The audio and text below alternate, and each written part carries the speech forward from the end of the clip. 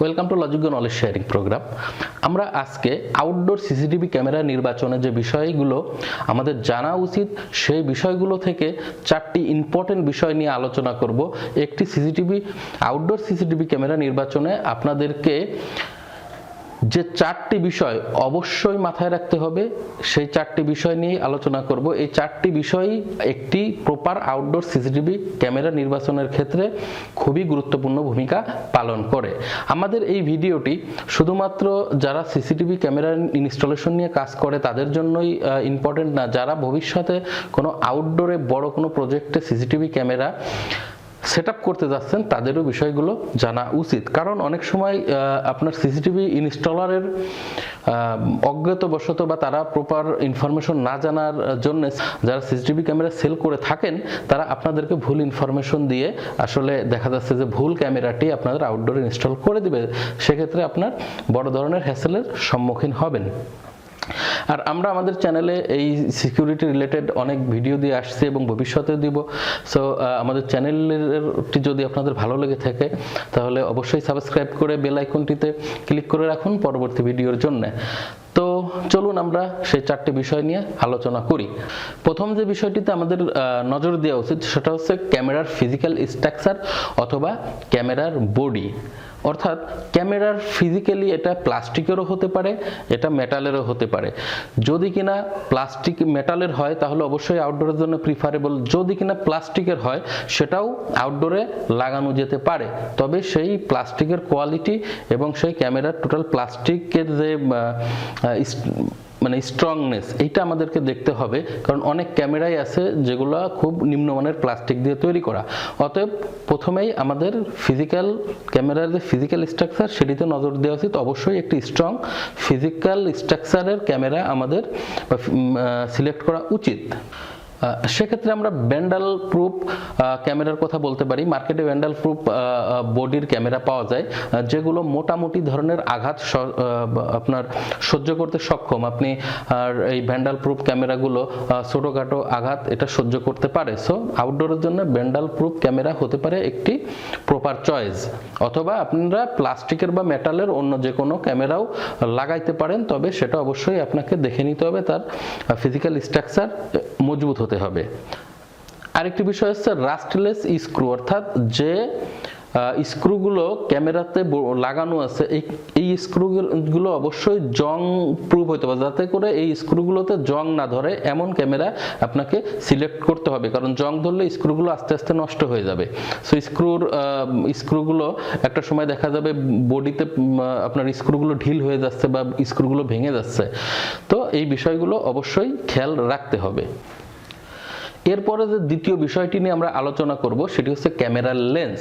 ক্যামেরার লেন্স কিন্তু একটি ইম্পর্টেন্ট বিষয়।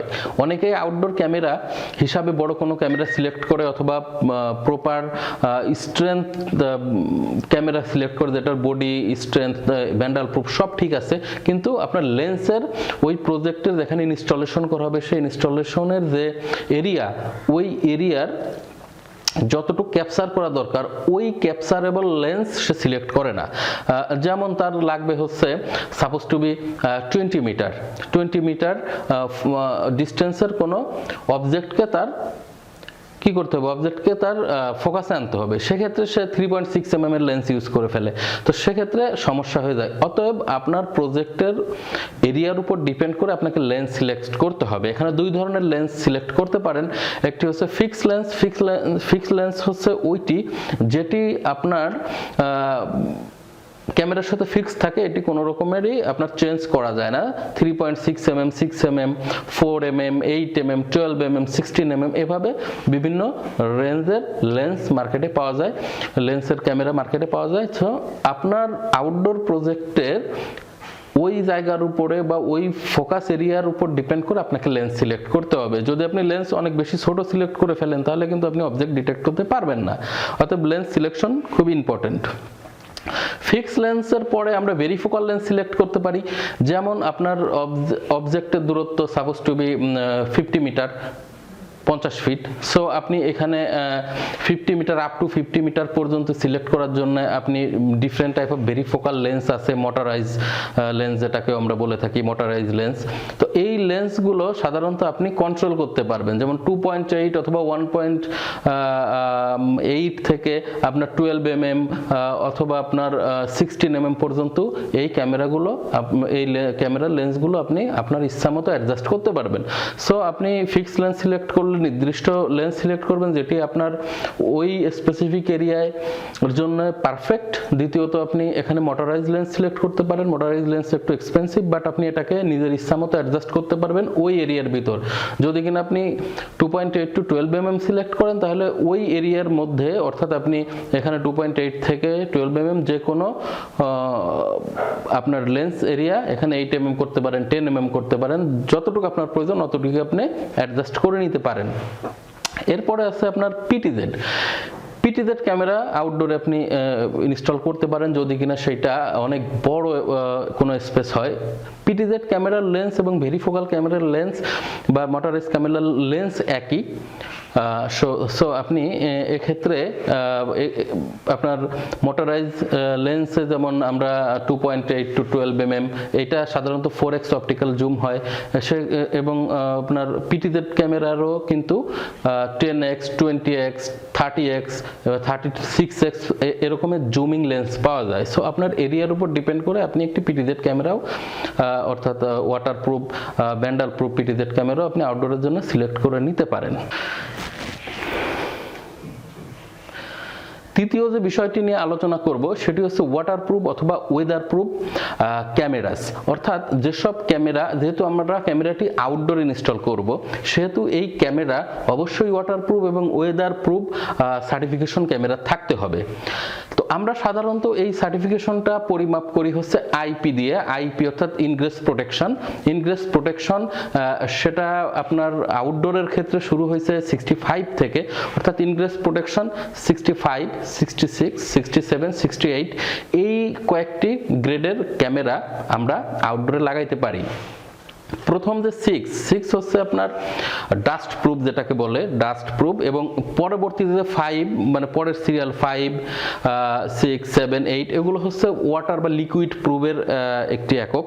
তো এভাবে আপনারা আউটডোরের জন্য ডিপেন্ড করবে যে আপনি কোন ধরনের আউটডোর সিচুয়েশন, এটা কি অল টাইম পানি পড়বে, অথবা আপনার এটা কি মাঝে মাঝে বৃষ্টিতে ভিজবে, অথবা কোনো শেডের নিচে, এর উপরে ডিপেন্ড করে আপনারা এই ইনগ্রেস প্রোটেকশন বা আইপি গ্রেডিংটা সিলেক্ট করে আপনারা ক্যামেরা চুজ করবেন। তবে বাংলাদেশের প্রেক্ষিতে আমরা যেহেতু বাংলাদেশে বর্ষাকালে খুব বেশি বৃষ্টি নামে, প্রপার আউটডোরের জন্য কিন্তু IP67 অথবা IP68 ক্যামেরা আমাদের সিলেক্ট করা গুরুত্বপূর্ণ, এটাই আমাদের সিলেক্ট করা উচিত। 4 নম্বরে যে বিষয়টি নিয়ে আলোচনা করব সেটি হচ্ছে নাইট ভিশন। দিন এবং রাতের সময় মোটামুটি অর্ধেক, অতএব দুইটা সময় আমাদের জন্য ইম্পর্টেন্ট। দিনের বেলায় খুব ভালো ছবি হইলো, রাতের বেলায় আউটডোরে যেহেতু বড় স্পেস, ভালো ভিডিও দেখা গেল না, সেক্ষেত্রে কিন্তু রাতের বেলার যে সিকিউরিটি সেটার পারপাস সলভ হবে না। সেক্ষেত্রে আমাদের নাইট ভিশনের যে টেকনোলজিগুলো এখনো বর্তমান, সেগুলো আইআর বা ইনফ্রারেড নাইট ভিশন। এটা যদি আপনি নেন, এই ধরনের ক্যামেরা সিলেক্ট করেন যেগুলোতে ইনফ্রারেড নাইট ভিশন অ্যাক্টিভ, তাহলেও আপনাকে অবশ্যই সেটা যেন আপনার পারপাস সলভ করে, অর্থাৎ স্ট্রংনেস অতটাই হয় যতটা আপনার এরিয়া কভার করতে পারে, এই ধরনের আয়ার আপনাকে সিলেক্ট করতে হবে। কারণ আয়ারেরও কিন্তু ডিস্টেন্স আছে, কোনো আয়ার 5 মিটার, কোনো আয়ার 15 মিটার, কোনো আয়ার 20 মিটার পর্যন্ত কভার করতে পারে। এরপরে পরবর্তী যে টেকনোলজিটা আছে নাইট ভিশন, সেটা হচ্ছে আউটডোরে যদি মুনলাইট থাকে মোটামুটি, যেমন চাঁদের আলো পর্যাপ্ত পায়, খোলা স্পেস, অথবা বাইরে কোনো আলাদা লাইট লাগানো আছে, সেক্ষেত্রে কিন্তু আপনারা স্টার লাইট আউটডোরের জন্য সিলেক্ট করতে পারেন। কারণ স্টার লাইট হচ্ছে এমন একটি টেকনোলজি যেটি মিনিমাম আলোতে আপনাকে কালার দিবে, সো আপনারা কালার ভিডিও পেতে পারেন। যদি কিনা আপনার ওই স্পেসের উপর ডিপেন্ড করে, ওটা খুব ওপেন স্পেস হয়, মুনলাইটটা ঠিক মতো আসে, চাঁদের আলো, অথবা আশেপাশে মোটামুটি লাইট থাকে, তাহলে কিন্তু আপনারা স্টার লাইট এই ক্যামেরাটি ইউজ করতে পারেন। এরপরে যেটি আছে সেটি হলো যে ফুল কালার টেকনোলজির ক্যামেরা। এখন আপনার যদি বাইরে আলোর দরকার হয়, সেক্ষেত্রে কিন্তু আপনারা ফুল কালার ক্যামেরা বাইরে লাগাইতে পারেন। ফুল কালারে যেটা হবে যে ওর নিজস্ব ওরম এলইডি বা হোয়াইট এলইডি থাকে, যেটা দিয়ে ও অন্ধকার হওয়ার সাথেই লাইট দিবে নিজে, এবং তাতে করে কি হবে, তাতে করে আপনার ওই এরিয়াটা আলোকিত হয়ে যাবে এবং আপনার রাতের বেলায় ফুল ভিডিও কালার হবে। সো এই 4টি বিষয় মোটামুটি আপনাদেরকে অবশ্যই মাথায় রাখতে হবে যারা আইপি ক্যামেরা বা সিসিটিভি ক্যামেরা আউটডোরে লাগাইতে চাচ্ছেন এবং যারা ইনস্টলার এবং যারা সিসিটিভি ব্যবসা করেন তাদেরকেও অবশ্যই কোনো প্রজেক্টের জন্য এই 4টি বিষয় মাথায় রেখেই প্রজেক্টের ডিজাইন বা প্রোডাক্ট সিলেকশন করা উচিত। প্রথমত ক্যামেরার ফিজিক্যাল স্ট্রাকচার, দ্বিতীয়ত ক্যামেরার লেন্সের সাইজ ডিপেন্ড অন প্রজেক্ট, তৃতীয় হচ্ছে ওয়াটারপ্রুফ বা ওয়েদার প্রুফ যে গ্রেডিং সেটা গ্রেডিংটা ঠিক আছে কিনা, তৃতীয়ত হচ্ছে এর নাইট ভিশনের ক্যাপাবিলিটি। এই 4টি বিষয় অবশ্যই একটি আউটডোর সিসিটিভি ক্যামেরার ব্যাপারে বিবেচ্য বিষয়। তো যদি আপনাদের আমাদের এই ইনফরমেশনগুলো কাজে লেগে থাকে দয়া করে আমাদের চ্যানেলটি সাবস্ক্রাইব করে দিন, আমাদের সাথেই থাকুন। Thank you for watching.